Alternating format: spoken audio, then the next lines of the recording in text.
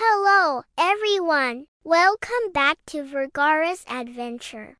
Today, we are diving into the fascinating world of energy.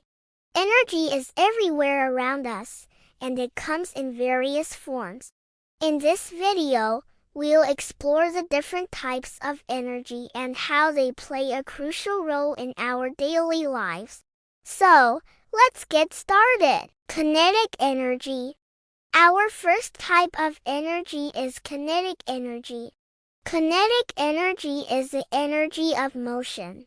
When an object is in motion, it possesses kinetic energy. The formula for kinetic energy is 1/2 mass times velocity squared.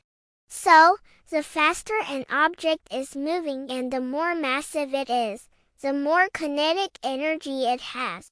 For example, think of a wrecking ball.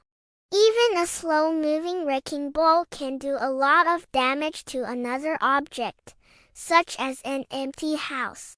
However, a wrecking ball that is not moving does not do any work, does not knock in any buildings. Think of a speeding car or a swinging pendulum. Both are perfect examples of kinetic energy in action. Potential energy. Now, let's talk about potential energy. Potential energy is stored energy that has the potential to do work. There are different types of potential energy, including gravitational potential energy and elastic potential energy. Gravitational potential energy depends on an object's height and mass, while elastic potential energy is stored in objects that can stretch or compress, like a spring. When I lift this ball, it gains gravitational potential energy. And when I release it, that energy is converted into kinetic energy as it falls. Let's return to our wrecking ball example.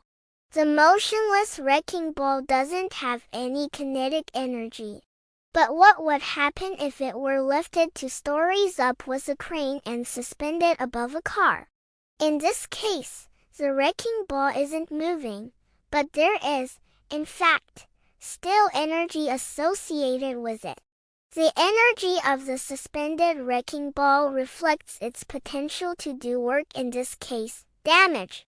If the wrecking ball were released, it would do work by making a pancake of someone's poor car. And if the ball is heavier, the energy associated with it will be greater. Thermal energy. Next up, we have thermal energy. Thermal energy is the total kinetic energy of the particles that make up an object. In simpler terms, it's the heat energy. Whether it's a hot cup of coffee or the warmth of the sun on your skin, that's thermal energy at work. The higher the temperature of an object, the more thermal energy it possesses. The average thermal energy of a group of molecules is what we call temperature. And when thermal energy is being transferred between 2 objects, it's known as heat. Chemical energy. Moving on to chemical energy. Chemical energy is stored in the bonds between atoms and molecules. When these bonds are broken or formed, energy is released or absorbed. Usually, once chemical energy has been released from a substance, that substance is transformed into a completely new substance. A great example is the food we eat. Our bodies convert the chemical energy stored in food into the energy we need to live and move. Similarly, batteries store chemical energy that powers our electronic devices. Dry wood contains stored chemical energy. When you burn that wood in a fireplace, chemical energy is released and converted into thermal energy, heat, and light energy. And what about the wood? Following the chemical reaction, it's now turned into a new substance, ash. Electrical energy. Now, let's talk about electrical energy. Electrical energy is the movement of electrons. It powers our lights, gadgets, and pretty much everything that requires electricity. Whether it's generated from a power plant or harnessed from renewable sources like solar or wind. Electrical energy is a crucial part of our modern lives. Every time you plug a toaster or cell phone charger into a wall outlet, electrical energy is powering those devices. Nuclear energy. Last but not least, we have nuclear energy.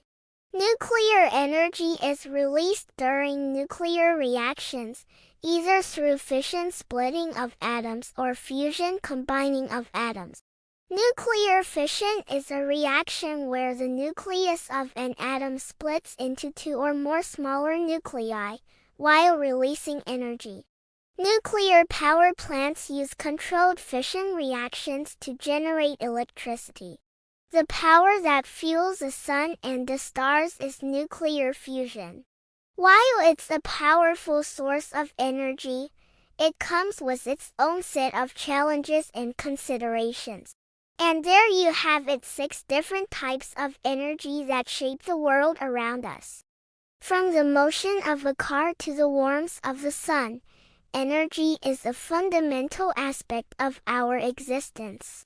If you enjoyed this video, don't forget to give it a thumbs up, subscribe for more content, and hit that notification bell to stay updated. Thank you for joining me on this energy exploration.